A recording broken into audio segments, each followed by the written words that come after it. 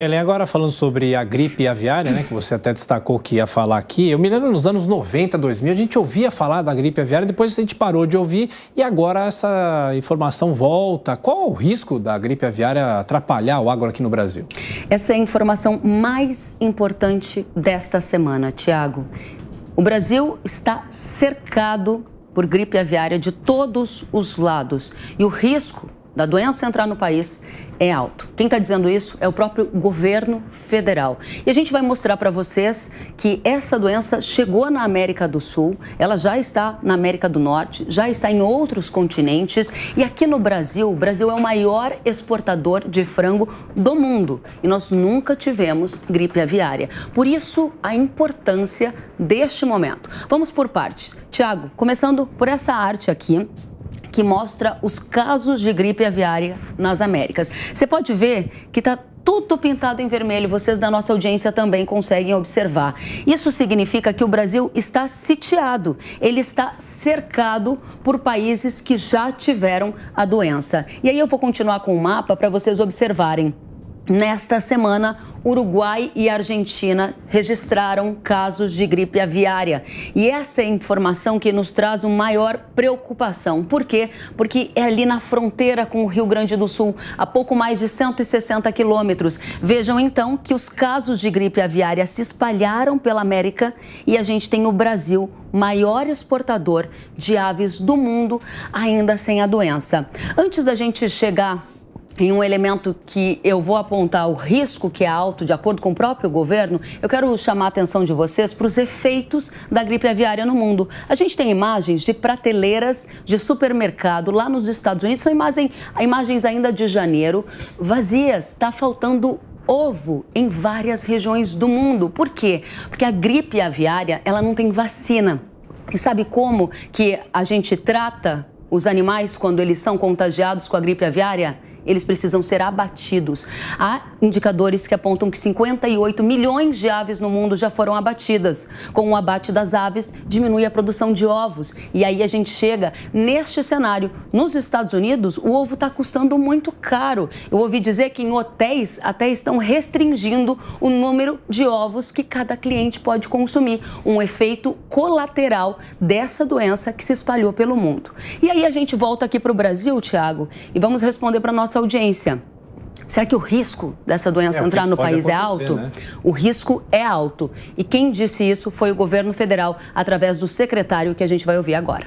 Que dá para dizer que é o risco mais alto e agudo desse período agora até abril, maio, porque o risco é relacionado à migração das aves.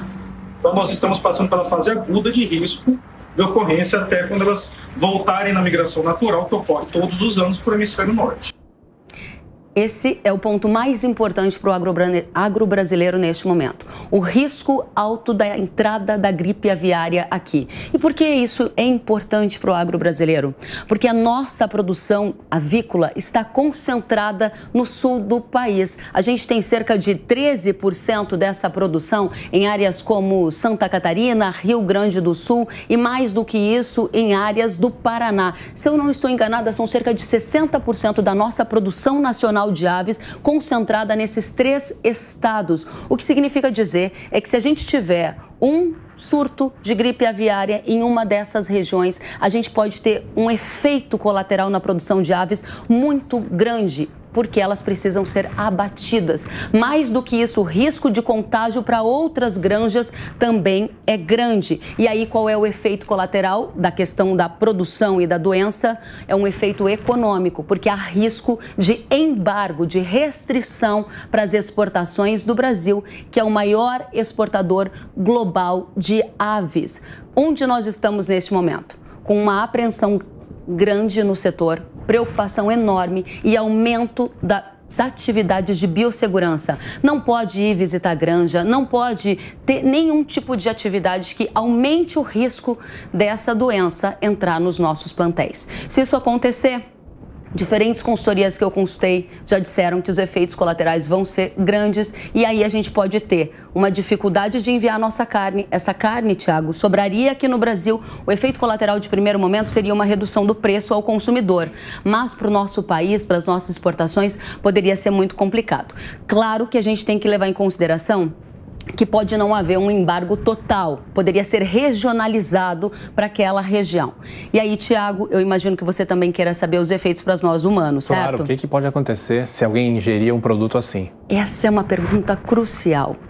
Os alimentos que chegam no supermercado, gente, eles passam por regras muito severas de controle. Então, o consumidor que vai ao supermercado pode consumir o seu frango com tranquilidade, o seu ovo com tranquilidade, porque o produto que chega no supermercado é um produto que está negativado para uma série de doenças e com altos padrões de qualidade. Mas há risco de humanos pegarem a gripe aviária? Assim. E como é que acontece esse contágio, Tiago? Geralmente é com humanos que estão mais próximo das aves contaminadas. Na Ásia, por exemplo, quem cria ave em casa, aí sim pode ter mais contato com essas aves. Aqui no Brasil também. Então, humanos podem se contaminar pela proximidade, tocar em aves que estejam com a doença. Mas por consumo, aquela nossa carninha do supermercado, pode continuar consumindo, porque há rigorosa fiscalização. Importante a gente saber que também a mortalidade da gripe aviária no mundo, ela é baixa. De acordo com pesquisadores da Embrapa Suínos e Aves, está ao redor de centenas de mortes no mundo. Só para ter uma comparação, a Covid no Brasil marcou cerca de 600 mil pessoas. Então é uma doença muito menos grave, atinge humanos, mas para o setor agropecuário é uma ameaça. A gente torce que essa doença fique bem longe daqui para a gente vir aqui comemorar resultados de exportações recordes novamente. Sem dúvida. E quem está nos ouvindo, depois entre nas nossas plataformas para ver não só o mapa que a Kellen apresentou, mas também as imagens das prateleiras nos Estados Unidos. Uma caixa de ovo a quase $7, né? É muito alto. Kellen, bom trabalho para você e até mais tarde. Obrigada, Tiago, a todos vocês.